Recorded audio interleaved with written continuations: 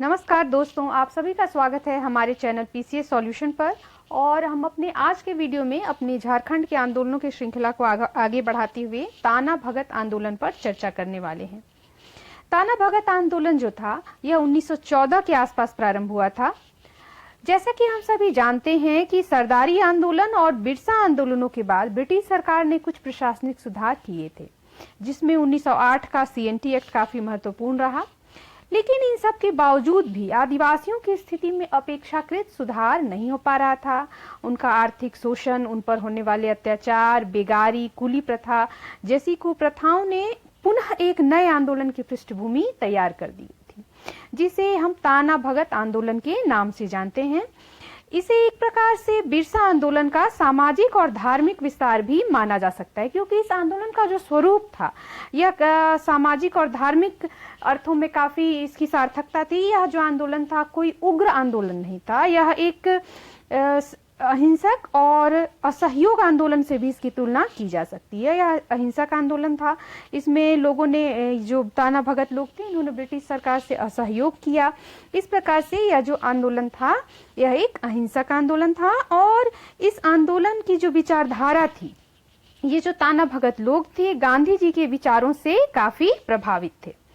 तो आंदोलन का जो वर्ष था 1914, इसका जो क्षेत्र था वह था छोटा नागपुर का क्षेत्र, और इसके नायक थे जतरा भगत। तो हम जतरा भगत की जीवनी पर संक्षिप्त प्रकाश डालेंगे। इनका जन्म 1888 ईस्वी में हुआ था और यह गुमला जिले के बिशुनपुर प्रखंड का चिंगारी नाम का गांव था। इनकी माता का नाम लिबरी और पिता का नाम कोदल उड़ाव था। जतरा भगत अपने बाल्यकाल से ही अन्य जो उनकी उम्र के बालक थे उससे कुछ अलग स्वभाव के बालक थे, और यह एकांत में बैठकर चिंतन भी किया करते थे। आगे चलकर इन्होंने स्वयं को धर्मेश देवता का दूत घोषित किया और आदिवासी समाज में व्याप्त बुराइयों को छोड़ने के लिए अपने लोगों को प्रेरित किया। इन्होंने पशु बलि को बंद करने के लिए, मांस मदिरा का निषेध करने और लोगों में सात्विक जीवन जीने की प्रेरणा दी। इसके अलावा इन्होंने आदिवासी समाज में व्याप्त भूत प्रेत, जादू टोने जैसे अंधविश्वासों का भी खंडन किया। इन्होंने एकेश्वरवाद पर बल दिया, गो सेवा, तुलसी पूजन इत्यादि पर भी इनके द्वारा काफी बल दिया गया था। धीरे धीरे जो इनका भी जो विचार था यह आदिवासी समाज में फैलने लगा, और पूरे आदिवासी समाज में इनका जो क्षेत्र था वहाँ चेतना का, एक नवीन चेतना का सूत्रपात होने लगा। अब जतरा भगत की अनुयायियों की संख्या बढ़ने लगी और 1914 के अंत तक इनके इस आंदोलन में करीब 26,000 सदस्य शामिल हो चुके थे। धीरे धीरे आंदोलन अब अपने राजनीतिक लक्ष्यों की ओर बढ़ने लगा और जतरा भगत के नेतृत्व में आदिवासी समाज ने निम्नलिखित घोषणाएं की। सबसे पहले उन्होंने कहा कि हम मालगुजारी नहीं देंगे, बेगारी नहीं देंगे और किसी भी प्रकार का टैक्स, खास करके चौकीदारी टैक्स का विरोध किया गया था। टैक्स नहीं देंगे। जतरा भगत की इस बढ़ती हुई लोकप्रियता से घबराकर ब्रिटिश सरकार ने 1914 ईस्वी में उन्हें गिरफ्तार कर लिया और उन्हें 1.5 साल की सजा सुनाई गई। किंतु ये 1.5 साल की सजा पूरी करने के बाद जब जतरा भगत जेल से बाहर निकले तो कुछ ही समय बाद इनकी मृत्यु हो गई। हालांकि इनकी मृत्यु के बाद भी जो इनके अनुयायी थे इन्होंने इस आंदोलन को जारी रखा, और बाद में ये जो लोग थे, इनके जो अनुयायी थे, ये सभी जतरा भगत के अनुयायी थे, इन्हें ताना भगत के नाम से जाना जाने लगा। और इन ताना भगतों ने अपना जो आंदोलन था जारी रखा, और बाद में ये लोग महात्मा गांधी के स्वदेशी आंदोलन से भी जुड़ गए। जैसा कि हमने पहले भी कहा था कि ये ताना भगत लोग गांधीवादी विचारधारा से प्रभावित थे।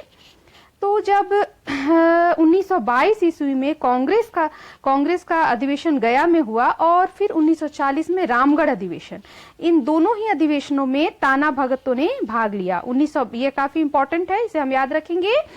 1922 का कांग्रेस का गया अधिवेशन और 1940 का रामगढ़ अधिवेशन। 1940 के रामगढ़ अधिवेशन में ताना भगत लोगों ने 400 रुपये की थैली महात्मा गांधी को भेंट स्वरूप दी थी। तो इस तरह से ताना भगत आंदोलन जो था झारखंड में के आंदोलनों में एक अलग स्थान रखता है। आजादी के बाद 1948 ईस्वी में Tana Bhagat agricultural land restoration act पारित किया गया, जिसके अंतर्गत 1913 से 1942 तक की अवधि में अंग्रेजों द्वारा टाना भगत लोगों की नीलाम की गई जो भी जमीन थी उसे वापस देने का प्रावधान किया गया।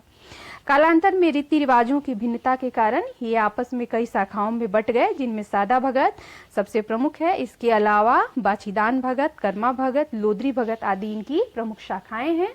आज भी टाना भगत लोगों की जीवन काफी अहिंसक, सभ्य और शांत समाज के रूप में ये जाने जाते हैं। और इनका जो प्रारंभ, इनकी जो सुबह का प्रारंभ होता है आज भी तिरंगे की पूजा के साथ होता है, और प्रत्येक टाना भगत अपने घर में तिरंगा झंडा रखता है और उसकी पूजा करता है। तो ये था टाना भगत आंदोलन और उससे जुड़े हुए सभी प्रमुख तथ्य। आशा करते हैं आपको हमारा आज का यह वीडियो पसंद आया होगा। तो चलिए मिलते हैं अपने अगले वीडियो में, तब तक के लिए धन्यवाद।